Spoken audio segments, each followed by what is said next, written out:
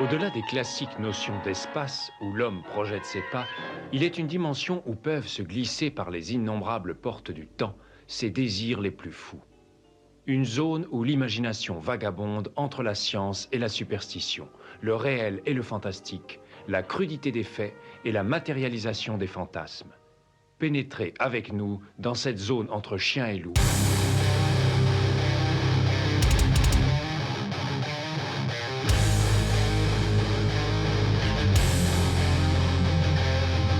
N'éteignez pas votre radio. Ne cherchez pas à baisser le volume. Il est déjà trop tard. 7e dimension envahit les ondes et débarque en mode podcast.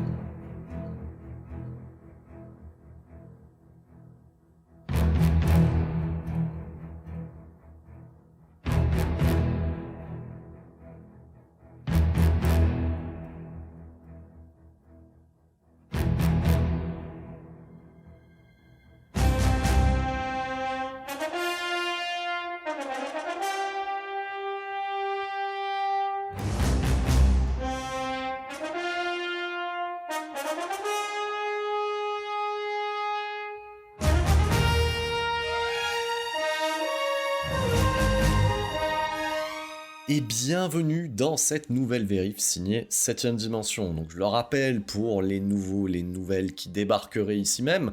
Alors qu'est-ce que la vérif ? Eh bien la vérif en fait c'est la récréation de ce podcast. Donc c'est-à-dire une sélection de films en mode random et de temps en temps il y a un peu de lien. Donc là ça fait quelques temps déjà que je suis sur de l'actionneur bourrin typé années 80 et surtout que cette sélection en mode random elle est faite au niveau de ce que je récupère sur les nouvelles éditions Blu-ray qui sortent de par chez nous via des éditeurs aussi divers et variés que ESC, Rimini, Le Chat qui fume.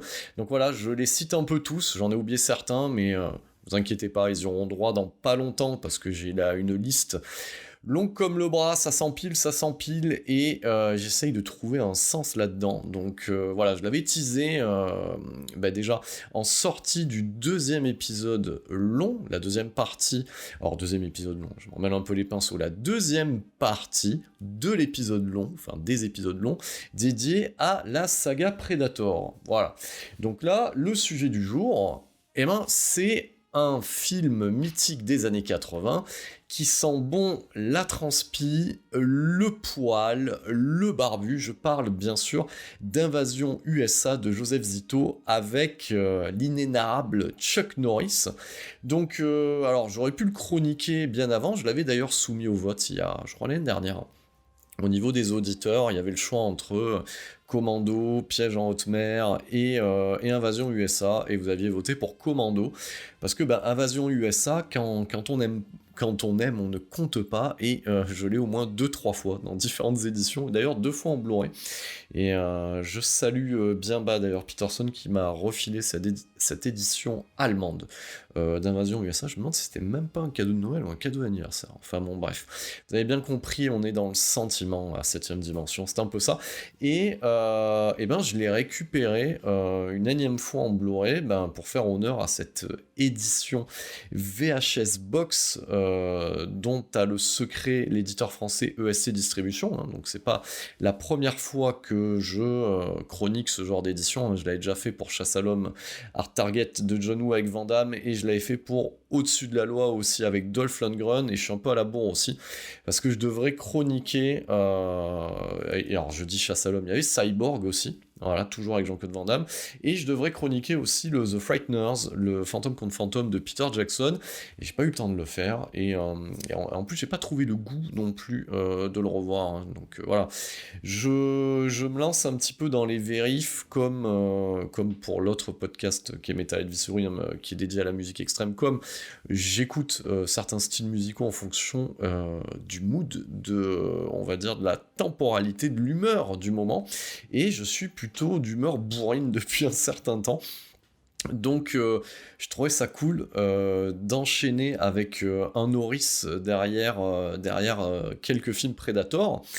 Et c'est à ce moment-là que je vais vous confier que certaines vont se dire on s'en fout un petit peu de ta vie, mais je vous le confie quand même, voilà, parce que vous êtes, comme le disent certaines personnes dans le Mad Max Fury Road, soyez témoins, sois témoin globulard. Donc, Norris, c'est pas trop ma cam, voilà. Donc je le dis d'entrée de jeu, j'ai jamais compris l'amour que certaines personnes portaient à Norris. Je l'ai toujours trouvé ringard. Voilà. Donc voilà, c'est je vais pas enlever qui suis-je moi pour remettre en question sa carrière, mais parmi le vaste choix de bourrinos qu'on avait en termes d'acteurs américains à l'époque, Norris, je l'ai toujours vu comme la version marécageuse du bayou. Enfin, tu sais, la version un peu daron du truc. Voilà, donc peut-être qu'il avait trop de jeans, trop de chemises en jean avec le jean et la veste en jean. Peut-être trop de barbe, trop de bouc. Trop de mulets, j'en sais rien. Il y avait un truc qui était too much. Et je sais que Peterson adore, alors je cite souvent Peterson parce que c'est le compadre avec qui j'ai créé cette fabuleuse enseigne qui est 7ème Dimension. Et c'est vrai que lui, je crois que l'année dernière, lui s'est fait carrément un cycle Chuck Norris et s'est fait tous ses films. Tous. Voilà, toutes ses apparitions. Moi, je l'ai regardé et je me suis dit, mais c'est un truc, je pourrais jamais le faire, quoi. Enfin, déjà, d'une, j'aurais pas le temps. De deux, j'ai toujours quelque chose de mieux à faire, comme, je sais pas, moi, ranger mes chaussettes par ordre de couleur. Et putain, faudrait mettre le couteau sous la gorge, ce serait un putain de défi. Donc, effectivement, voilà, lui, il y voue un culte, moi non, mais par contre, je me délecte quand même de certains de ses méfaits cinématographiques, comme les Delta Force, comme les Portées disparues, ou bien les Invasions USA, et sorti de ça, en fait, le reste ne m'intéresse guère. Donc je m'y colle, parce que c'est important, aussi, parce que... Et je lui trouve une certaine forme d'actualité, tu voyais un petit peu, avec la géopolitique d'aujourd'hui. Il a un certain petit fumet, et effectivement, donc hormis le contexte géopolitique, quand on voit aussi les contextes sociétaires d'aujourd'hui, ça fait plaisir de voir un truc aussi bourrin qu'Invasion USA, voilà, tu te dis... C'est le genre de film qui ne pourrait pas sortir aujourd'hui, hein. Comme beaucoup de films, comme beaucoup d'œuvres hein, que je chronique des années 80 qui ne pourraient pas sortir sur nos écrans et même sur nos écrans de VOD aujourd'hui. C'est vrai que pour tout ça, ce bien bel écrin que propose ESC, je me suis dit, tiens, voilà, il mérite. Voilà, c'est un film qui mérite et ça serait bien aussi que je me le revoie. Parce que ce qui est bien avec ce film, c'est que... Et je me rappelle souvent certains passages, mais jamais l'entièreté du film. Et de l'avoir revu, pour tout vous dire hier, ça me conforte dans l'idée que oui, effectivement, il manque des pans entiers du scénar. C'est peut-être pour ça aussi que j'oublie certains trucs.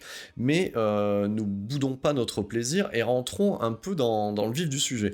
Alors, l'idée, c'est pas de redéfinir une énième fois ce qu'est la boîte de production à l'origine de ce chef-d'œuvre du cinéma, qui est la Canon. Donc je refais juste une passe très rapide.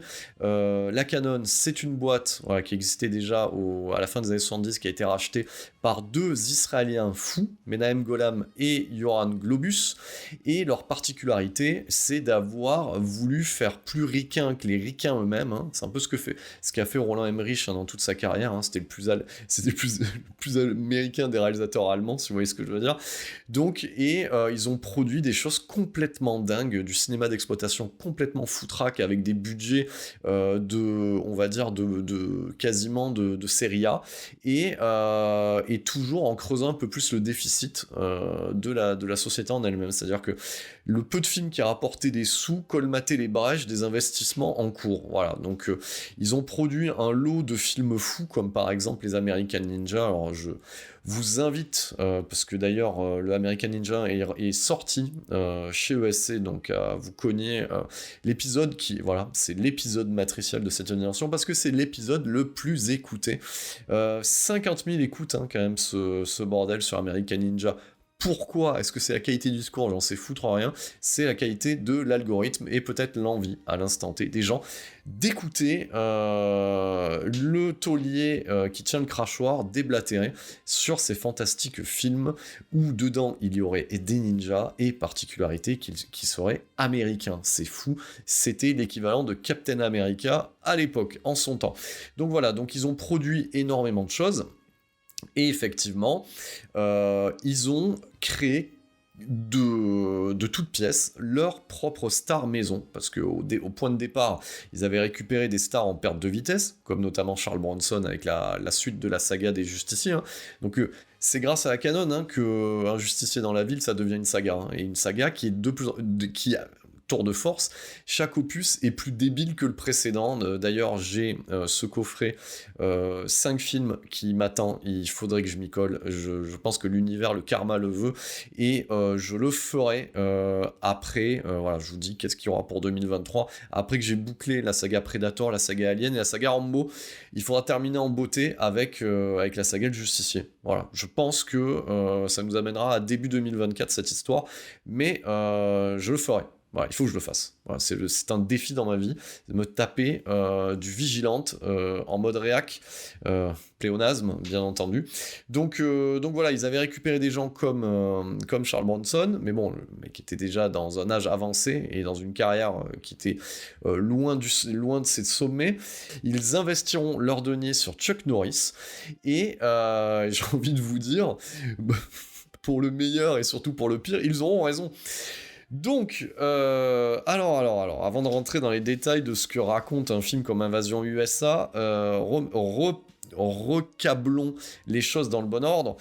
Qui est Chuck Norris ? Alors déjà, Chuck Norris, sachez qu'à l'heure où on parle, il a 83 ans. Donc Chuck Norris, hormis avoir fait l'armée, c'est quelqu'un qui a été 6 fois champion du monde de karaté, catégorie poids moyen, et invaincu. Voilà. Donc, dans toutes les histoires qu'on aurait pu entendre sur des gens comme Steven Seagal ou Consort et compagnie ou Van Damme et autres, effectivement, Chuck Norris, c'est peut-être le seul à avoir une vraie carrière dans les arts martiaux qui soit indiscutable. Et ce qui est fou, voilà, donc ça on va se le dire, ce qui est fou, c'est que c'est l'acteur le plus radin au niveau karaté dans ses films. Donc Invasion USA, et on est là pour en témoigner. Donc contrairement aux autres artistes martiaux qui, eux, on va dire, injecteront un peu plus de karaté dans leurs films, ou de taekwondo, ou de tout autre style d'art martial, notamment on pense à la carrière de Jean-Claude Van Damme dès le départ, où le sujet même du tournoi, de la compétition est au cœur de ses premiers films, voilà, et de tout un pan de sa filmographie. Mais effectivement, Chuck Norris, c'est quand même assez radin en termes de coups de pied retournés, où c'est toujours la même chose, en fait. Donc le coup de pied qu'on peut y voir dans notamment Invasion USA, c'est le même que vous voyez dans Walker Texas Rangers, sa série, qu'il aura pendant 8 années, qui s'échelonneront de 1993 à 2001.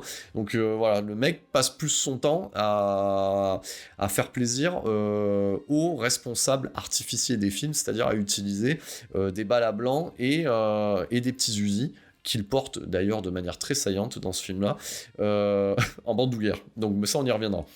Et il est choisi, pas par n'importe qui pour faire ses débuts cinématographiques, mais il est choisi par Bruce Lee. Voilà, c'est pas rien quand même, le petit dragon, qui le choisit pour être l'antagoniste principal de la scène finale qui se déroule dans le Colisée, qui est rentrée dans la légende, qui est celle de la fureur du dragon. Voilà. Et d'ailleurs, soit dit en passant, pour la petite anecdote, combat quasi, même si chorégraphie, quasi réel, hein, parce qu'ils retiennent pas leur coup, hein, dans cette scène-là. Donc voilà, donc Chuck Norris, il rentre directement au panthéon des acteurs cultes, voilà, par son intervention à Fureur du Dragon. D'autres rentreront à un autre niveau légèrement en dessous, comme les John Saxon, les Jim Kelly, notamment je pense à Opération Dragon. Mais effectivement, cet affrontement avec un Chuck Norris sans barbe, parce que ça mérite d'être vu rien que pour ça, effectivement le fait rentrer rapidement dans la légende. Mais ce qui arrive au milieu des années 70 ne lui déclenche pas une grosse carrière cinématographique derrière. On va dire que ça piétine un petit peu. Bon, il ouvre des dojos, il ouvre plein de choses, donc on va dire qu'il s'est rentabilisé, on va pas le plaindre, il s'est rentabilisé ses titres de champion du monde catégorie poids moyen et cette intervention cinématographique, cette altercation mythique avec Bruce Lee, mais c'est pas le point de départ d'une grosse carrière. Il faudra attendre en fait les deux Israéliens fous, voilà, donc je les répète, Yoram Globus et Menahem Golan, pour qu'il se penche sérieusement sur sa carrière, à l'aide aussi du frérot. Parce que ce qu'il faut savoir avec Chuck Norris, c'est un peu comme les sœurs Wachowski. En fait, il y en a un à l'écriture et l'autre devant la caméra. Donc voilà, Aaron Norris. Et Chuck et Aaron auront toujours une baseline, en fait. Chaque film avec en tête d'affiche Chuck Norris est au moins une idée originale des deux frères, si ce n'est le scénario des deux frères. Voilà, ce qui est un peu le cas d'Invasion USA. Et donc, le petit Chuck, voilà, parce qu'il n'est pas non plus des plus grands, hein, 1m78, c'est important de donner les cotes, un petit peu, les stats, il débute sous la caméra de devinez qui, de Joseph Zito, mon Italien préféré qui réalise des films américains, voilà, avec Damiano Damiani, c'est mes deux préférés, parce qu'ils sont pas radins. Et ça sera pour l'occasion de Portée disparue, Missing in Action, voilà, qui deviendra une trilogie avec Portée disparue 1, je rigole d'avance sur le troisième titre, Portée disparue 2 et Portée disparue 3, Braddock. Voilà, qui est le nom du personnage principal. C'est génial. Ensuite interviendra Delta Force, et qui d'ailleurs, Delta Force, réalisé par le directeur maison de la Canon, c'est-à-dire Menahem Golan. Menahem Golan, il réalise des films, et pas n'importe lesquels, plus c'est Z, et plus il est content. Petit rapide tour sur la filmographie de l'ami Chuck. Voilà, c'est une sélection que j'ai faite de films que j'ai vus ou qui ont été marquants, comme Le Temple d'Or, aux côtés de Louis Gossett Jr. Alors Louis Gossett Jr., c'est comme Eddie Murphy, mais en plus pauvre, à peu près. Sidekicks, avec Jonathan Brandis, d'ailleurs, que j'avais traité dans ces jeunes acteurs stars qui mettront fin à leur jour, hein, voilà, donc je sais plus dans quel épisode, dans quel numéro papier j'avais traité de ça, mais voilà. Top Dog, parce que c'est important aussi, parce que Chuck Norris se conjugue à toutes les sauces, donc c'était important de le faire jouer avec un chien, donc film que je ne regarderai bien entendu jamais, peut-être sous la torture, ou contre une valise de pognon. Et il atteindra, on va dire, le cœur des ménagères de moins de 50 ans, ton enfance, en jouant un ranger réac en mode western, donc pour les besoins de Walker Texas Rangers, de 1993 à 2001, et ce donc voilà pendant 8 ans. Donc Et alors ce qui est bien avec ces genres de séries qui est, comme Les Experts, un peu diffusées sur TF1, c'est que comme c'est diffusé dans le désordre, t'as l'impression, vous voyez, quand j'ai fait la recherche là pour cet épisode, j'ai l'impression que ça avait duré un peu comme Les Feux de l'amour, genre 20 ans. Et ben non, en fait, comme c'est diffusé dans le désordre, t'as l'impression que c'est jamais les mêmes épisodes, mais ce sont les mêmes, voilà. Et nous aurons les honneurs de revoir ce bon vieux Chuck quasiment dans son propre rôle, voilà, dans Expendables 2, dans un rôle d'ailleurs qui ne sert pas à grand chose, voilà, dans le rôle du loup solitaire. Mais bon, c'était rigolo, voilà. Donc le Expandables 2 d'ailleurs, que je chroniquerai bientôt ici même, dans un épisode spécial sur la saga Expandables. Et oui, je sais, ça fait beaucoup d'épisodes spéciaux à venir. Est-ce que j'aurai suffisamment de temps, de courage? Est-ce qu'il faudra que j'embauche quelqu'un, je sais pas moi, un alternant, un stagiaire, une IA, parce que voilà, j'espère que ChatGPT sera en capacité de reproduire ma verve, et comme ça je pourrai me reposer, voilà. Donc, revenons à nos moutons. Donc, remettons ce film dans le contexte. Donc, le petit Chuck Norris, du coup, explose les compteurs avec les Missing in Action et Delta Force. Et on vient enfoncer le clou, parce que, bon, on trouve que Joseph Zito, il fait plutôt bien le boulot. Et Joseph Zito, ce qu'il faut savoir, c'est que la même année qu'il fait Portée disparue, c'est-à-dire en 84, il fait aussi l'un des meilleurs Vendredi 13, qui est le numéro 4, le chapitre final. C'est toujours très drôle pour une saga de s'intituler des numéro 4 chapitre final, alors que cette saga en comptera dans la saga d'origine au moins 8. Voilà. Donc, Joseph Zito, italien, venu d'Italie, forcément, amenant tout son savoir-faire au niveau de la perversité à l'écran. Il amènera ce savoir-faire, notamment, comme je viens de le dire, sur ses 2 premiers métrages. Il le mettra au service aussi de Dolph Lundgren pour le Scorpion Rouge et pour les besoins de cette Invasion USA. Voilà. Donc, Invasion USA, le pitch est incroyable. Donc je vais vous expliquer ce pitch-là. Donc nous sommes en plein contexte de guerre froide, donc en 1985, donc c'est vraiment un film qui peut être une sorte de témoignage de ce que pouvaient penser 2 Israéliens qui se voulaient plus américains que les Américains eux-mêmes sur un contexte de guerre froide. Donc, on y suit dans un premier temps une volonté par un super terroriste extrémiste communiste, répondons au nom de Mikhail Rostov, voilà, incarné par cette bonne vieille trogne de Richard Lynch, qui d'ailleurs est un effet spécial à lui tout seul. Il n'a pas besoin de maquillage, le mec, mais on y reviendra. Donc on a ce terroriste Mikhail Rostov qui a cette idée folle, c'est-à-dire d'envahir les États-Unis. Parce que tout ce bordel n'a que trop duré. L'oncle Sam, ça le fait chier. Voilà, il est là comme ça. Il regarde à travers son poste de télévision et il est un petit peu comme Tony Montana. Il a les mains dans la merde alors qu'elles sont censées être dans l'or américain. Donc lui, sa volonté, en fait, c'est d'envahir les États-Unis. Pour faire quoi ? On ne saura jamais. Mais en tout cas, il a un point de départ qui est pas con. Et il veut faire d'une pierre deux coups, c'est se venger d'un des agents spéciaux américains qui est Matt Hunter. Alors, Matt Hunter, donc voilà, gardez ce nom en tête, hein, si vous avez entendu le podcast sur American Ninja, c'est le même personnage qui est dans Avenging Force, le faux American Warrior. Et donc Matt Hunter, en fait, c'est un agent spécial, mais on ne saura jamais trop en quoi il est spécial, en fait. Alors, certaines mauvaises langues pourraient me dire, il est spécial parce que il porte des mini-Uzi en bandoulière et qu'il dompte l'alligator dans le bayou. Voilà. Effectivement. Voilà, donc, mais en fait, on ne saura jamais trop si c'est la CIA, le FBI, un mélange des deux, encore un sous-genre très spécial, donc on va se la jouer Steven Seagal, et on dira que c'est un agent très spécial. Voilà, des forces secrètes de la CIA, ou je ne sais quel autre groupuscule. Donc en fait, donc notre bon vieux Rostov, et voilà, on aurait pu dire Ruskov, hein, parce qu'on a 2 doigts hein, au niveau du scénario, hein, donc ils ont changé 2-3 lettres histoire que ça fasse pas trop typé.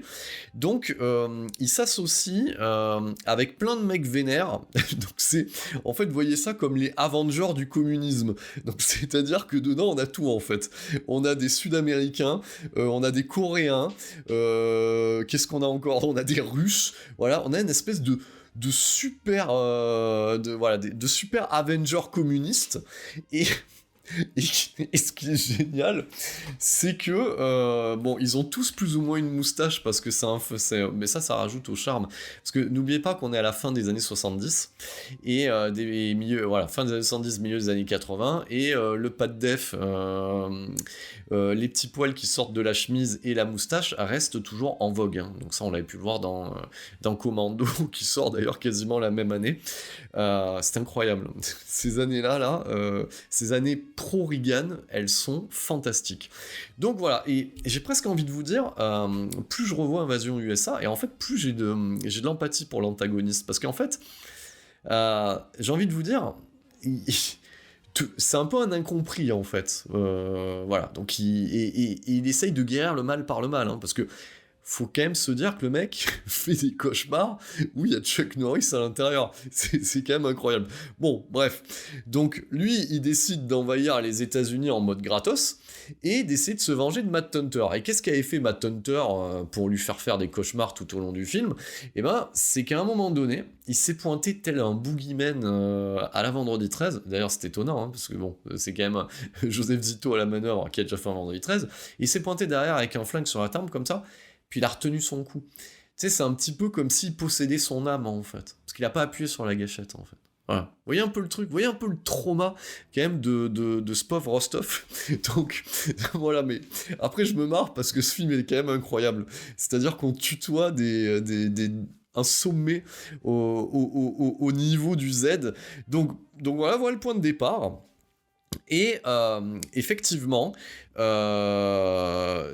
pour mettre en scène cette fabuleuse histoire d'invasion des États-Unis, hein, parce que c'est presque un film de science-fiction, hein, faut se le dire quand même. D'ailleurs, Chuck Norris regarde un film de science-fiction. Je crois que je me demande si c'est pas Le jour où la Terre s'arrêta. Donc on en est là. Donc, comme Menahem Golan, il y croit dur comme fer, il investit quand même 12 millions de dollars de l'époque, ce qui équivaut à un moyen budget d'aujourd'hui. Hein. C'est pas rien quand même. Hein. Ça serait quasiment une sorte... si on pouvait regarder, une sorte de prod Netflix classique en fait, hein, voilà. Donc pensez à tous ces actionneurs qui sont produits par Prime Video et c'est voilà. Donc on est vraiment sur quand même quelque chose qui sort en salle, qui fera la joie des vidéoclubs, mais on est quand même sur quasiment un budget série A pour un truc aussi con. Voilà, c'est ça qu'il faut se dire. Hein. Donc alors déjà, ce qu'il faut ça dure 1h47, c'est quand même c'est paradin le bordel. Et j'ai presque envie de vous dire, j'ai regardé ça un samedi après-midi, ça m'a presque fatigué, tellement ça ne s'arrête jamais en fait ce truc. Et c'est vraiment un mash-up de plein c'est un patchwork. Ça tient à rien que ça fonctionne pas, mais ça fonctionne quand même. Hein. Il y a plein de genres qui se mélangent à l'intérieur. Vous avez le genre du vigilante, le genre du film d'action. Il y a vraiment le genre du slasher. Ce film est incroyable. Et j'en profite pour mettre un peu d'ASMR, et parce que là, moi, je me le fais en mode dominical, hein, cet épisode de podcast, hein, c'est-à-dire petit café, tranquille, il fait gris, on se pose, voilà, on n'est pas du tout sur un truc du Saturday Night, hein, comme je peux faire d'habitude, hein, je me le fais vraiment en mode daron, limite, le truc. Hein. Donc, dès les premières minutes, en fait, ce métrage te saute à la gueule tellement il est bourrin. Alors, ça commence, alors, quand même, c'est assez décousu. Alors, grâce aux nombreux suppléments disponibles sur la galette, et d'ailleurs, je fais un petit clin d'œil à Arthur Corras qui mène bien sa barque, hein, chez ESC. Hein. Il fait vraiment de la qualité au niveau des bonus, des making-of et ainsi de suite, notamment au niveau de ce qu'il amène en termes de contenu journalistique et rédactionnel. Et c'est vrai que c'est lui qui nous apprend quand même que oui, en fait, Menahem Golan, le film durait bien plus longtemps, et il est venu couper des passages en mode Ridley Scott sur Prometheus, quoi. Histoire que, bon, voilà, il y a quand même des trucs que tu te demandes, notamment le début. Voilà. Donc au début, tu vois un rafio avec des migrants qui essayent de se rendre sur les côtes, parce que le film se déroule à Miami, et essayent de se rendre, voilà, donc il y a un petit peu un lien aussi, cette volonté de Menahem Golan d'aller tutoyer le Scarface de Brian De Palma, hein, voilà. Donc et puis en même temps, si on doit faire débarquer des terroristes par la mer, autant le faire à un endroit où il y a de l'eau, donc Miami coule de source, voilà. Et effectivement, ça commence, on voit ce rafio avec ses migrants, et puis là, t'as directement une sorte de bateau de garde-côte, voilà, qui arrive, et tu sens déjà, avec des drapeaux américains, etc., des garde-côtes américains, et... mais déjà, tu sens que ça pue, parce que déjà, tu vois qu'il y a Richard Lynch, et il y a son autre pote, alors je vais le citer, parce que j'ai noté son nom, Alexander Zell, dans le rôle de Nico. Lui, il est bon, lui j'y reviendrai à ce niveau-là. Donc on a Richard Lynch. Alors, je fais une petite parenthèse. Richard Lynch, quand je disais que sa tête c'était un effet spécial à lui tout seul, on va poser les bases pour ceux qui ne le connaissent pas. Donc le mec a déjà une gueule à faire les méchants. Tu peux pas le mettre dans le rôle de Bruce Wayne, c'est pas possible, ça ne marcherait pas. Ce qu'il faut savoir sur lui, c'est que il a fait l'armée. Alors, genre le Vietnam, hein, si vous voyez ce que je veux dire, hein, et que quand il est rentré, il s'est fait un petit délire façon né un 4 juillet. Vous voyez le lieutenant Dan qui revient de la guerre, qu'il a plus ses jambes. Bon, il se fait un délire comme ça, et il prend beaucoup de drogue et puis décide de s'immoler par le feu. Bon, il se loupe, ce qui lui donne ce visage à moitié cramé et ce regard assez fou, qui sera exploité par Larry Cohen dans Meurtre sous contrôle, hein, en version originale Gold Told Me Too, dans Necronomicon par Christophe Gans, on le retrouvera dans Alligator 2, dans Puppet Master. En fait, le mec a fait énormément de films. Et il a une gueule, voilà, en fait, tu l'as dans ton film, il a même pas besoin de dialogue, il fait le taf. Donc, tu vois, il arrive sur le rafio, comme ça. Il arrive sur le rafio avec sa casquette de capitaine. C'est nul, ça marche même pas, personne n'y croit. Et t'as 3-4 guerrieros moustachus qui font les gardes-côtes, et t'as cette espèce d'acteur fou, Alexander Zell, qui ressemblerait... c'est un mélange entre ton comptable et Runkle dans Californication. Voilà, il a le regard vide. Et puis, on a tous ces migrants, parce qu'il y a les enfants et les femmes et tout ça. Et puis là, ils arrivent, bienvenue en Amérique. Tu sais, ils leur font une vanne, alors c'est totalement gratuit. Puis après, ils les mitraillent, comme ça. Voilà. Et ils ont une espèce de vieux gars qui leur montre qu'il y avait de la drogue à l'intérieur. Quel est le lien avec Invasion USA ? On n'en saura pas plus dans les premières minutes. Voilà. Après, on bascule dans la vie de Matt Hunter. Voilà. Alors Matt Hunter, il est bigger than life. Donc, alors déjà, rien que de vous raconter ça, mais en fait, les premières minutes, elles valent juste le détour. En fait, toutes les premières minutes sur la vie de Matt Hunter, c'est incroyable. Ça serait un gag aujourd'hui. Si un réalisateur fait ça aujourd'hui, c'est un sketch. Mais là, enfin voilà, il dessert pas les mâchoires quand il est en plan serré, le Chuck Norris, et il est d'un sérieux papal. Et je vous laisse même pas imaginer. Alors, ça commence avec une musique ultra bourrine et nationaliste signée Jay Chataway. Alors, Jay Chataway, j'en avais déjà parlé, parce qu'il était derrière la bande originale de Maniac, quand j'avais traité le Maniac de Lustig. Et ce qu'il faut savoir avec lui, c'est qu'il a fait tous les Lustig, Maniac, Vigilante, les Maniacop, et aussi tous les Joseph Zito, notamment les Portées disparues. Donc, en fait, on est un peu à la maison, si vous voyez ce que je veux dire, avec Invasion USA. Donc voilà, on est un peu en famille, quoi. La famille, quoi, comme dirait Vin Diesel. Et effectivement... on a ce début comme ça où tu vois Chuck Norris avec sa chemise en jean, les cheveux, le mulet dans le vent, sur un aéroglisseur, musique ultra bourrine, parce que le mec, en fait, pour vous donner le niveau, le mec, il vit au milieu de nulle part. C'est-à-dire qu'il a une cahute, voilà, il y a une cahute dans les marécages, et voilà, et il coupe du bois, voilà. Il a un aéroglisseur pour se déplacer, ce qui est plutôt cool, hein. Moi je vous conseille quand même. Je veux dire, ça envoie du bois. Imaginez-vous ce mec-là en 2023, il fait un date. Et sur son profil Tinder, vous le voyez avec le mulet dans le vent sur l'aéroglisseur. Imaginez cette image juste 2 secondes, ça vaudrait son pesant de cacahuètes. Donc le mec arrive comme ça, tu vois. Il a son aéroglisseur. Il a un pote aussi, parce que souvent on a un meilleur pote un peu, qui est on sait pas trop. On sait pas trop si c'est un natif américain. On sait pas trop, il est mi-mexicain, mi-indien. Il a lui aussi un aéroglisseur. Et en fait, ils font du commerce d'alligators. Parce que les mecs, eux, quand tu vis sur le marécage, toi, au lieu d'aller chasser ou dresser, en fait, je sais pas moi, le lapin ou le lièvre, Eux, ils font l'alligator. Ça, c'est un truc de bonhomme. Je sais pas si vous imaginez. Et puis ils ont des vannes un peu virilistes comme ça. Voilà. Et voilà, l'autre, tu le vois dans un plan comme ça. T'as Matt Hunter, là, comme ça, qui chope un alligator, qui chope la bouche pour lui ligoter la bouche. Enfin, c'est taré. Et d'ailleurs, son animal de compagnie est un tatou, en fait. Voilà. Donc, les bases, elles sont posées d'entrée de jeu.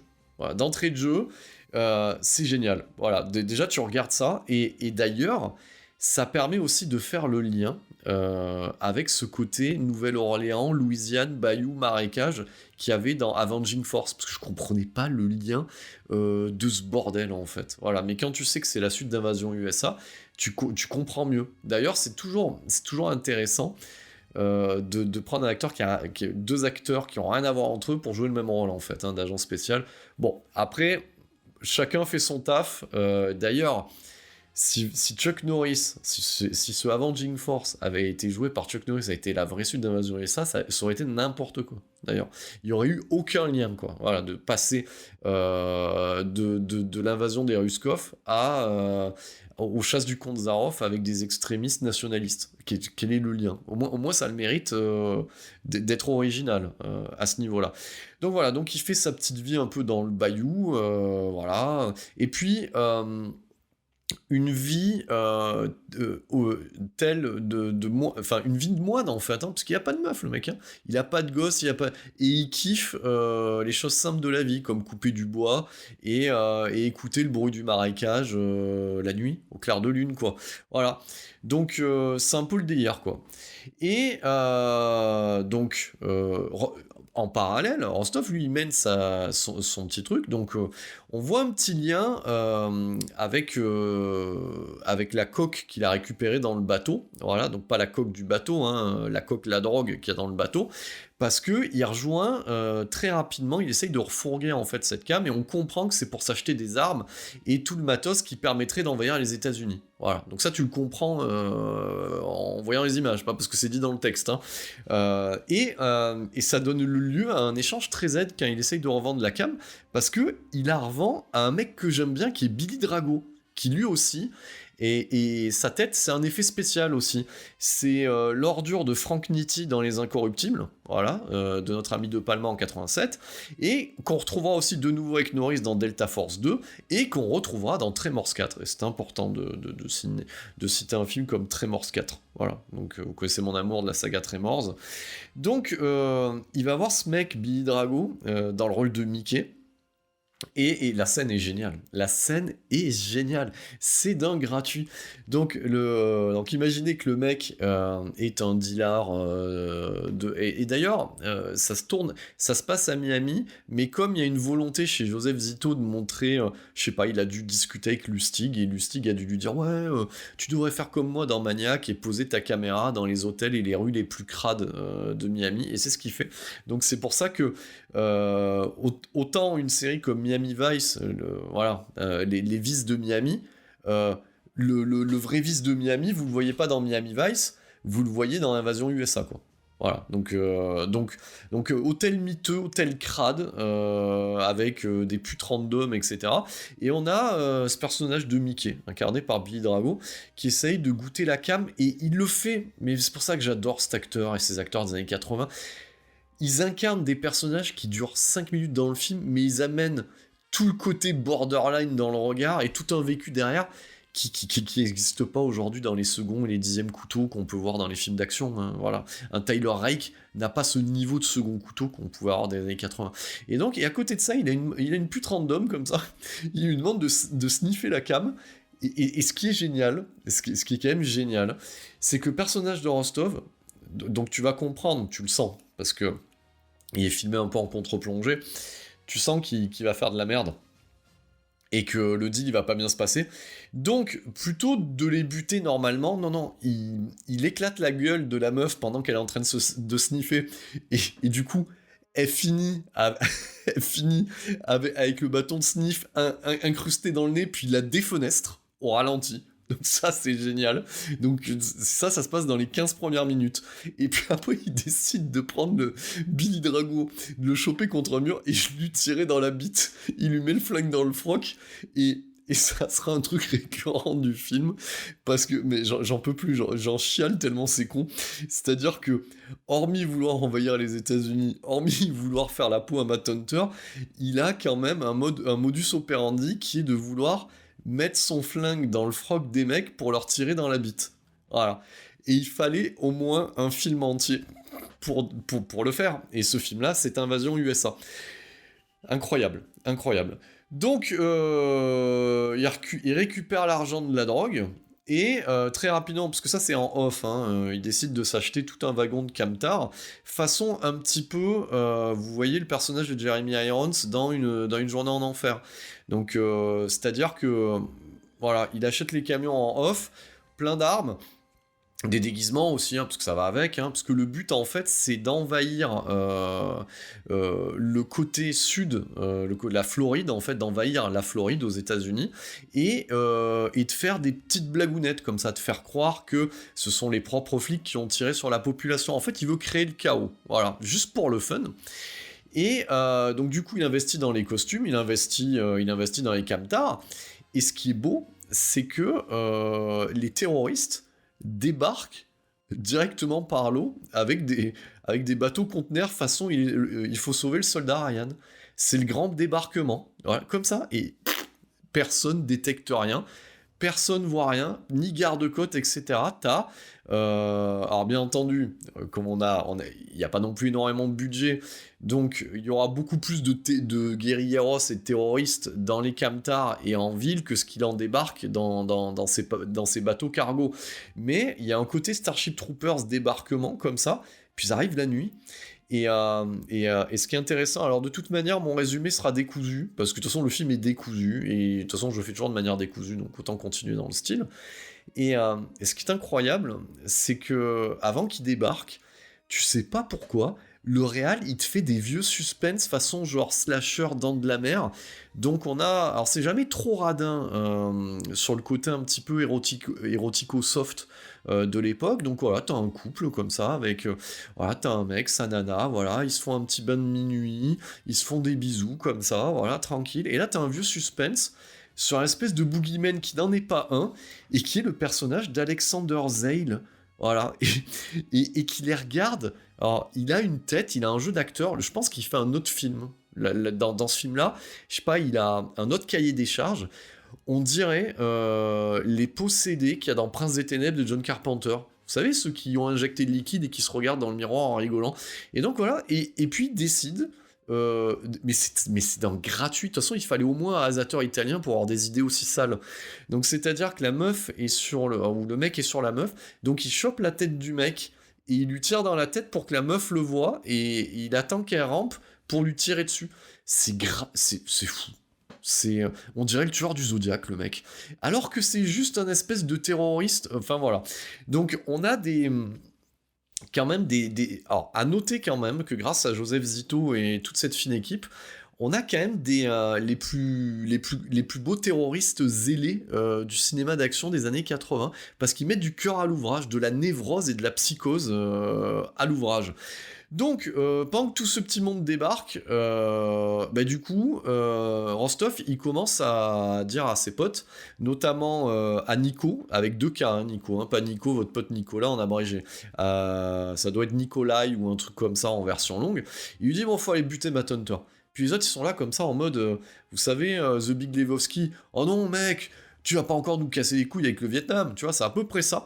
Et c'est là où on fait écho, parce que c'est important, les années 80, rappelez-vous Commando, la bromance, il y a un petit truc comme ça, entre Rostov et le personnage de Matt Hunter.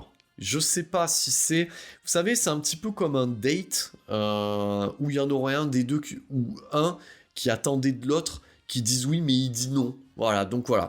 Donc effectivement, voilà, il leur dit bon, maintenant on est aux États-Unis, mais d'abord il faut buter Matt Hunter, parce qu'il va nous faire chier. Alors que le mec, il est même pas au courant. Il est même pas au courant que les autres envahissent les États-Unis. Et d'ailleurs, ce qui est complètement taré dans ce scénar, c'est que on a pas mal d'agents CIA, FBI, on sait pas trop, qui passent leur temps d'ailleurs à se trimballer sur les lieux du crime et qui captent rien, voilà, alors que c'est visible, hein. Voilà, genre t'as les embarcadères sur la plage et ils sont là. Nous nous demandons bien à quoi tout cela peut servir, effectivement. Voilà, donc les mecs sont complètement à côté de la plaque et ils sont à 2 doigts de l'alcoolisme. Tu le sens un petit peu, ils ont vraiment des cernes, le visage creusé. Enfin, ils viennent vraiment payer leur facture, quoi. Tu sens vraiment que c'est du 10e couteau qui a déjà joué le super agent du FBI au moins déjà 1000 fois à l'époque. Et pour enquêter là-dessus, ils décident, parce qu'il y a potentiellement une invasion communiste des États-Unis, donc quand ils ont ça, ils décident de faire appel à Matt Hunter. Pourquoi ? On ne saura jamais. Alors oui, effectivement, parce qu'il y a Rostov, mais ils auraient pu appeler un autre gars, voilà. Et d'ailleurs, le mec au début refuse. Voilà, le mec au début refuse, jusqu'à ce que, parce que ça c'est un truc de scénariste, jusqu'à ce que Rostov, comme il a convaincu ses potes de louer des aéroglisseurs, se tape un vieux délire sur la musique de Jay Chataway alignée, façon, vous voyez, façon je lâche du napalm dans Apocalypse Now, voilà, et il décide de lui éclater sa baraque. Et alors d'ailleurs, ce qui est toujours très bien, c'est qu'il lui éclate sa baraque, et son pote aussi, l'Indien. Voilà. Donc ils éclatent la baraque, ils éclatent le pote, ils éclatent le tatou, mais tout ça fait juste chier Chuck Norris, parce qu'il garde les mâchoires serrées. Parce que, n'oublions pas que le mec est d'un monolithisme, c'est impressionnant. Si vous trouvez que les frères Baldwin n'ont pas d'expression, notamment Alec, bon alors lui, Ryan Gosling à côté, c'est Jim Carrey, hein. Donc voilà, mec, il a juste un petit regard bovin, comme ça, en mode... Je vais te péter la gueule, Rostov. D'ailleurs, c'est ce qui lui dit d'ailleurs dans le film. C'est ce qui fait son cauchemar à Rostov. C'est qu'il reviendra pour lui et que ça va s'arrêter là. Donc il va le fumer. Il lui dit c'est une promesse. Voilà. Et tel un bon boogeyman, tel un bon Michael Myers du cinéma d'action, il tiendra promesse. Donc voilà, je suis pas trop dans le spoiler là-dessus. Donc bref, ils lui font péter sa baraque, son pote et son tatou. Peut-être un ou deux alligators dans le coin, et c'est là que bon, il se dit, finalement, moi je vais lui péter la gueule, et du coup cet agent du FBI lui dit, oui mais t'as besoin de quoi ? Il fait, tu sais que moi je bosse seul. Bah oui, forcément. Genre t'as Chuck Norris, t'as pas besoin d'en avoir d'autres. Pour repousser une invasion constituée, allez, à l'écran on doit avoir l'équivalent de l'île de guerrilleros qu'il y a dans Commando, donc on doit avoir 500 personnes, voilà, donc 500 guerrilleros déployés sur Miami. Effectivement, un seul Chuck Norris suffit. Et il en profite pour récupérer son 4x4 de fouine, parce que je vous en parlerai de son 4x4 aussi, à Chuck Norris. Donc c'est un peu comme le Camtar du Boogeyman qu'il y a dans les... ça va me revenir, dans les Jeepers Creepers. Voilà, le Creepers, là, voilà, le camion du Creepers, et ben voilà, là, on a vraiment... D'ailleurs, est-ce que on peut y voir un lien de cause à effet aussi, ce 4x4 et la bagnole que conduit l'antagoniste, le personnage principal de Boulevard de la Mort, incarné par ce bon vieux Kurt Russell. Voilà, donc peut-être qu'il y a un lien, je pense qu'il y a un lien quand même. Donc effectivement... Chuck Norris, son 4x4 et une tenue savamment étudiée. Voilà.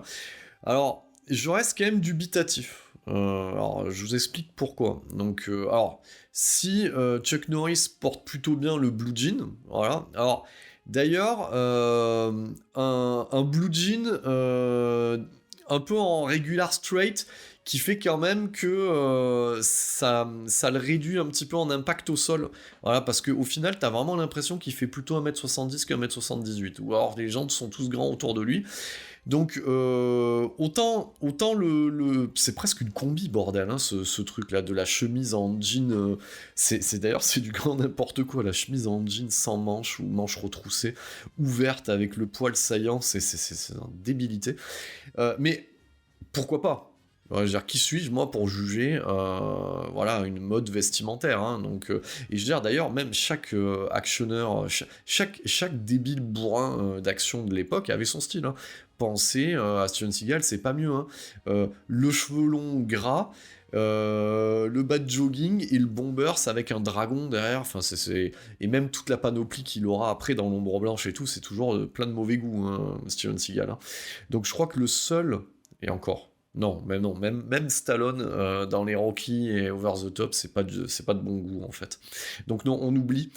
Et il est équipé d'Uzi, donc de mini mitraillettes, et qu'il porte en mode Colt en bandoulière. Alors, je me suis posé. Alors, ça fait un très joli objet collector en figurine ou en petit présentoir en carton, comme nous l'a proposé ESC Distribution dans cette édition full collector. D'ailleurs, je me demande si. En fait, bon, je crois que même je l'ai acheté juste pour ça, pour le truc cartonné, tellement c'est fou. Voilà, donc et ça trône d'ailleurs dans la pièce où j'enregistre ces fabuleux podcasts. Donc effectivement, il est porte en bandoulière. Alors j'ai étudié un peu le truc, et ça, en fait, ça sert à rien, à si ce n'est de les avoir à porter, mais tu les aurais en Colt dans les poches pareil, ou dans la main, ou poche arrière. Non, et j'ai plus l'impression que ça le... Parce que en termes d'empattement, et quand il pivote comme ça, pensez au personnage incarné par Carl Weathers dans Predator. S'il avait eu ça parce qu'il se fait péter le bras, il aurait pas pu bien viser le Yoja qu'il avait en face. Donc effectivement, hormis, c'est un accessoire qui sert à rien, mais qui est là. Et ça fait tout le charme de ce film qui est complètement con, et que j'apprécie pour sa connerie. Donc effectivement, Matt Hunter se mettra en tête, parce qu'il est persuadé que c'est Rostov, donc il mène un peu l'enquête dans des bars du coin, hein, sachant qu'il se mettra en mode rouleau compresseur boogeyman, et qu'il ira cuisiner de fort bien belle manière chacune des personnes qui sait quelque chose dans le Miami de l'époque. Donc déjà, ça commence par un gars et son pote qui fait de la muscu et qui nettoie des Cadillacs. Voilà, pourquoi pas. Voilà. Et c'est là qu'on aura l'une des phrases cultes de la VF, voilà, donc il faut le noter quand même, où il propose quand même à ce gars-là, donc pas celui qui fait de la muscu, mais le précédent, c'est le patron de l'hôtel en question. Il lui propose, parce que ça c'est cool, hein, à l'heure où dans les restaurants on vous propose un doggy bag, ben là il lui propose l'équivalent, c'est-à-dire de lui mettre son pénis dans un Tupperware. Voilà. Voilà, c'est plutôt génial. Voilà. Mais ça, c'est incroyable. Incroyable. Et je crois que c'est dans le même dialogue, ou un peu plus loin, je ne sais plus. Parce que même si je l'ai regardé hier, il y a tellement de choses dans ce film que tout s'en mêle. Et où il prévient aussi qu'il ne faut pas trop lui baver sur les rouleaux. Donc ça, c'est important. Et voilà. Donc il distribue des high kicks, plante des couteaux dans des mains où on a déjà mal. Voilà, il a un côté un petit peu rital qui est ouais, on se croirait près dans un giallo, mais c'est un peu ça le truc, hein. J'ai l'impression que le personnage de Matt Hunter, en fait, on est dans un slasher inversé. Donc petite dédicace à Arthur Corras qui le dit dans un des bonus, mais il a raison, c'est toute la particularité de ce film. Et d'ailleurs, si tu écoutes ce podcast, Arthur, je te soumets l'idée. Je trouve que dans le bonus que tu dédies à ce film, il y a un petit côté j'aime bien ta verve, et tu te fais plaisir, donc il n'y a qu'un seul pas à ce que tu puisses participer à un épisode de 7ème dimension, donc je te soumets l'idée, n'hésite pas, contacte-moi sur les pages officielles, ça sera avec grand plaisir, et nous trouverons un joyau sur lequel débattre à ce niveau-là. Donc effectivement, il a la punchline facile, et tout le reste du métrage, en fait, il va le passer à tel Michael Myers, à anticiper les faits et gestes des terroristes, hein, parce qu'au final, ces attaques vont s'installer, se dérouler dans le temps. Alors dans une terme de temporalité, c'est même plusieurs mois, je pense. Voilà, parce que c'est pas clairement dit, mais on le comprend, parce que on a quand même une scène, l'un des actes les plus barbares qu'il y a dans ce film-là, et se passe à Noël. Mais ça, c'est génial. Donc cette scène-là, qui est quasiment réalisée en plan séquence, parce que où on y fait péter vraiment les maisons, parce que voilà, quand on aime, on ne compte pas, parce que alors là, on peut pas dire le contraire. Joseph Zito, il fait plaisir, voilà. Et il installe sa cam dans les suburbs américains chers à Spielberg. Alors remettez-vous dans le contexte, regardez bien, on est en 85. Et dans ces années-là, c'est quand même le emblème de Spielberg qui trône. Hein. Donc on y a les Gremlins, on y a les Retours vers le futur, on y a E.T., on y a tout ça. Donc il y a tout un truc où il y a le merveilleux en fait dans les suburbs américains. Et que fait la Canon ? Elle donne des millions de dollars à ce fou de Joseph Zito. Et qu'est-ce qu'il fait avec ces millions de dollars ? Il va dans les mêmes suburbs, il prend Richard Lynch, il lui donne un bazooka pendant la période de fête de Noël, et il attend que chacune des petites familles où on voit les petits enfants tout mignons américains, l'American Way of Life, qui fêtent bien Noël chez eux, pour les dégommer au bazooka. C'est fou, cette scène est folle. C'est-à-dire que et c'est gratuit, parce que ça sert à rien, en fait. Déjà, le mec, on n'est même pas dans du terrorisme classique, où le mec, il revendique rien, en fait. Il fait même pas des appels radio. Le mec, il est là, il se fait plaisir, en fait. Donc, c'est autant c'est même pas un terroriste, c'est plus un psychopathe qu'autre chose, en fait. Donc, voilà, c'est pas... Voilà, il se retranche derrière une idéologie, mais le mec, il s'en branle, en fait. Donc, voilà, il veut juste s'amuser et défoncer, en fait, les suburbs américains. Et donc, il le fait en plan séquence, au bazooka. Il y a un truc avec le bazooka d'ailleurs, de toute façon. Hein, d'ailleurs, il y a même... De toute façon, la Canon et le bazooka, c'est une histoire d'amour. Hein. On a quand même Charles Bronson qui éclate un mec. Bon, je spoil pas trop, mais il éclate. Je crois que c'est dans le Justicier braque les dealers, il éclate un mec à bout portant avec un bazooka. C'est juste incroyable. Qu'est-ce que j'aime la Canon. Moi, ça... Je veux dire, moi, c'est un conseil que je vous donne. Hein. Si vous vous sentez pas bien à l'heure actuelle, hein, voilà. Même si vous aimez pas le cinéma, bon, allez, faites-vous un Canon, ça remonte le moral, vous y verrez des trucs que vous verrez plus jamais aujourd'hui. Et même si j'ai pas vu le dernier John Wick, même si les John Wick, ils font plaisir, il y a plus de débilité et c'est tellement plus fou même si visuellement ça l'est pas forcément, mais c'est tellement plus fou dans l'idée et glauque. Vous avez tout ça dans Invasion USA. Donc voilà, donc il fait péter des lotissements. De temps en temps, il décide d'envoyer des gars déguisés en flics pour buter des mecs qui étaient peinards en soirée parce qu'ils étaient venus faire de la dragouille. Voilà. J'oubliais quand même que là-dedans, il y a un personnage qui sert pas à grand-chose aussi. Hein, voilà. Qui aurait pu être le repos du guerrier ou un love interest, mais pas du tout. Incarné par Melissa Prophet dans le rôle de la journaliste McGear. Voilà. Courtois dans Action Jackson. Donc elle est là, elle sert de temps en temps pour une scène d'action où elle se fait enlever ou prendre à partie, et puis l'autre il arrive derrière un mur, comme ça il se téléporte. Donc moi j'aime beaucoup parce que pendant toute cette temporalité-là, il crèche un peu dans une chambre d'hôtel, on se croirait presque, pour ceux et celles qui ont regardé les Walking Dead ou même The Last of Us, vous savez, ce mec-là il tourne dans les bâtiments, voilà, comme ça. Tu sais pas, il crèche un peu dans chacun des bâtiments, comme ça. C'est la ville est bouclée par l'armée, et le mec est en mode vigilante, et il tourne avec son 4x4, et il intercepte toutes les actions des terroristes, et c'est presque Bip et le coyote le truc en fait. Vous voyez ce que je veux dire ? T'as le coyote qui prépare un truc avec une bombe Acme, parce que c'est limite ça. C'est-à-dire qu'il y a ce passage-là où les terroristes ils se disent « Putain, mais qu'est-ce qu'on pourrait faire de cool ?»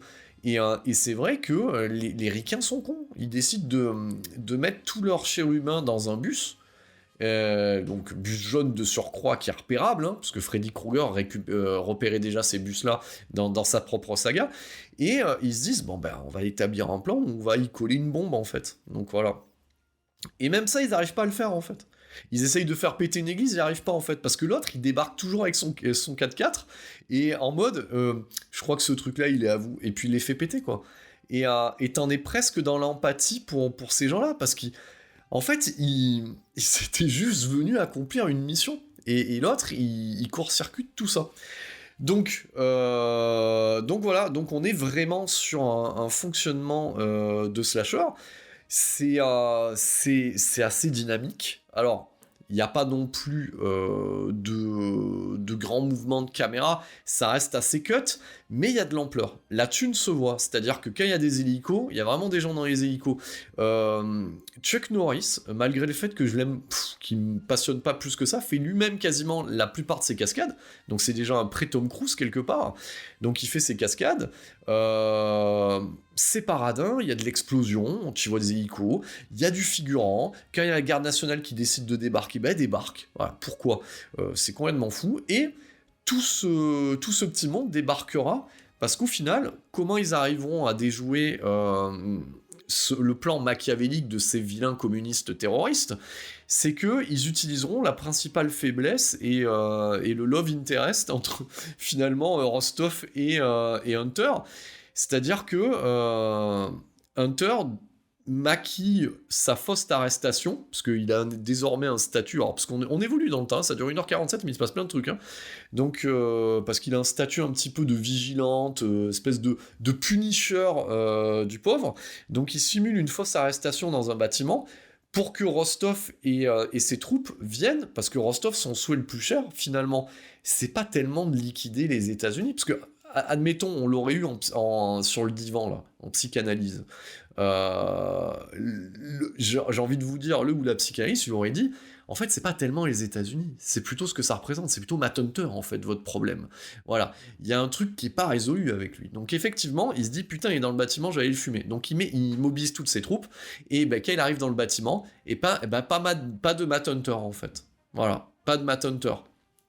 Et tout est vide, et là la garde nationale encercle le bâtiment, et là on tombe dans le film de guerre urbaine, de guérilla urbaine, on est quasiment dans le film de guerre, enfin, il y a de tout, il y a de la mitrailleuse, il y a des hélicos, il y a du bazooka forcément, et à l'intérieur du bâtiment s'ensuit un autre film, qui est une sorte d'Halloween, en fait, où le personnage de Rostov est poursuivi par Matt Hunter, c'est incroyable ça.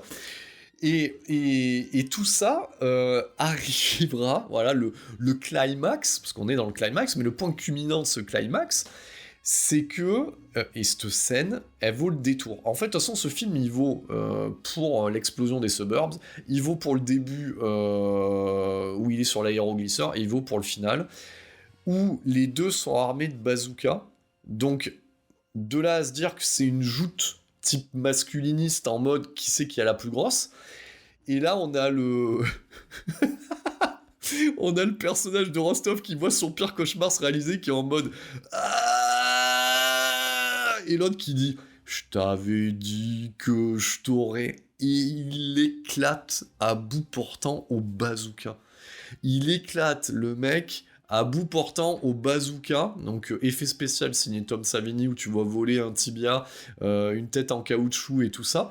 Le mec, c'est hyper gratuit et tellement jouissif. Comptez le nombre de films où vous voyez le héros éclater le méchant au bazooka, comme ça, à bout portant. Il l'éclate littéralement à l'écran. C'est génial. On peut voir ça chez Michael Mann dans Miami Vice, hein, où Rossellero, il mérite bien de se faire éclater. Alors, c'est pas un pompin, mais il se prend 2 bonnes cartouches qui l'éclatent contre le mur. Et effectivement, on retrouve ça chez Seagal, notamment dans un de ses films préférés que j'adore, qui est Justice Sauvage, où il démembre, il éclate, il prend l'antagoniste principal, voilà, qui est William Forsythe, et il le met dans la cécité maximum, quoi. C'est-à-dire il le démembre, le rend aveugle, voilà, il lui pète la colonne vertébrale, il fait la totale. On est dans la souffrance pour ce personnage. Il faudra que je m'attaque à Justice Sauvage un jour, parce que c'est un bijou, hein, ce film-là. Donc voilà, il éclate au bazooka, incroyable. Voilà, c'est un film incroyable. Et tout ça en 1h47, hein, voilà. Et puis une fois qu'il a éclaté, générique de fin, voilà, musique de Jay Chataway, on repart en hyper bourrin, quoi. Tout ça, voilà, tout ça à plein numéro 2, bien entendu. Bah oui, et numéro 2 que Chuck Norris refusera parce qu'il n'aime pas le scénar, et qui deviendra Avenging Force, et ben du coup, avec notre Michael Dudikoff adoré. Comme ça, au moins, la boucle est bouclée au niveau de 7ème dimension. J'ai envie de vous dire, on a fait le tour. Alors, Invasion USA. Alors, pour ou contre l'avoir chez soi ? Pour, ouais, il le faut. Voilà, c'est important.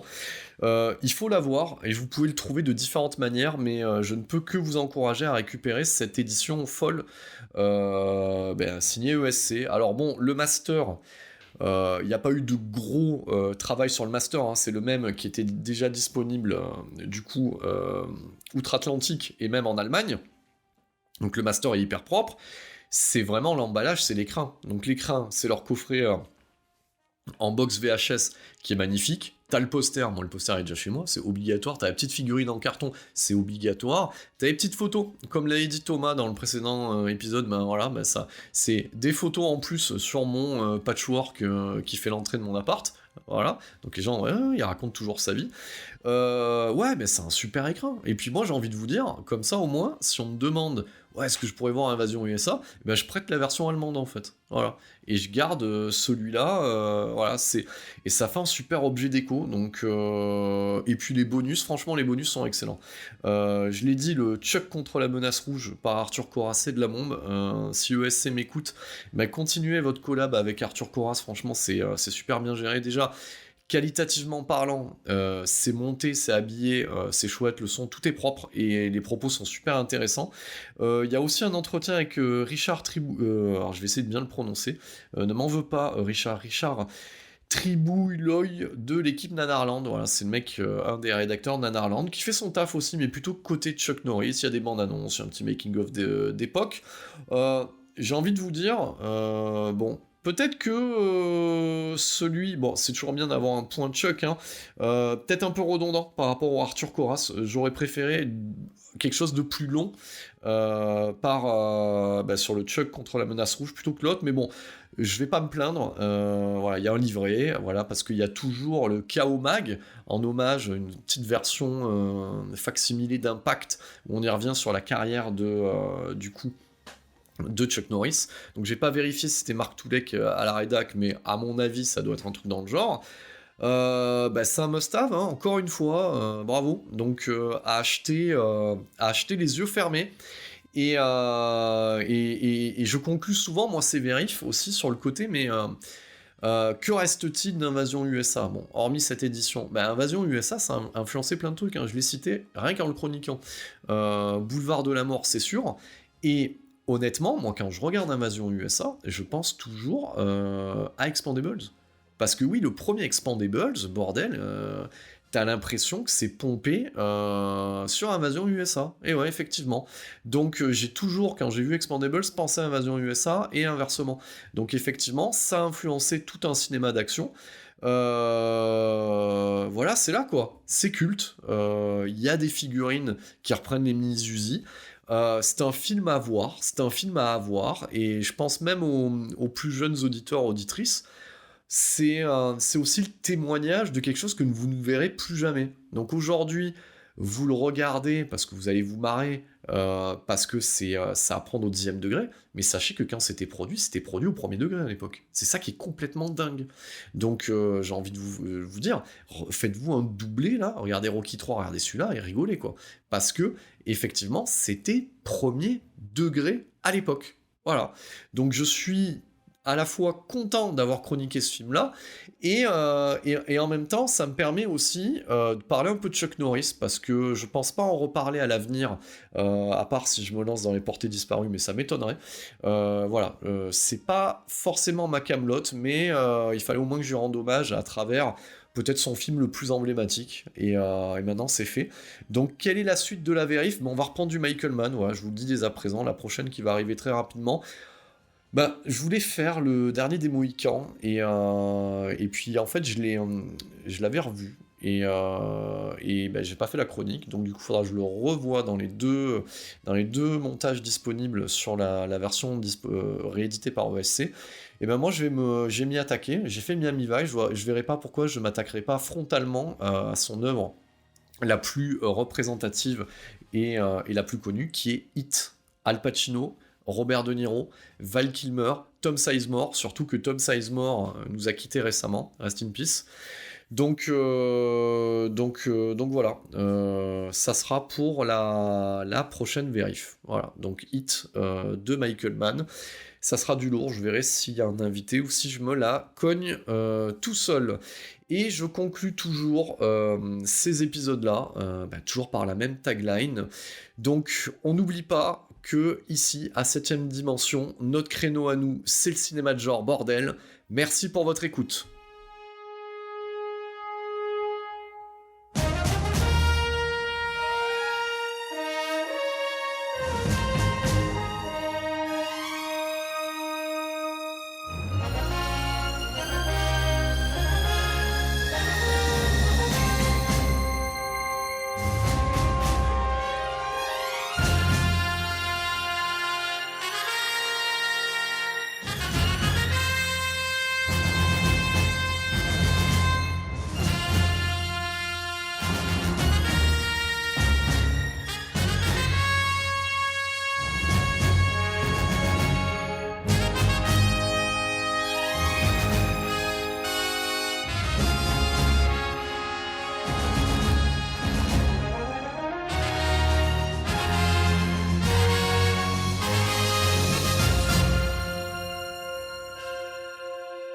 Redonnons maintenant le contrôle de votre appareil de télévision jusqu'à la prochaine émission de 7e dimension en mode podcast.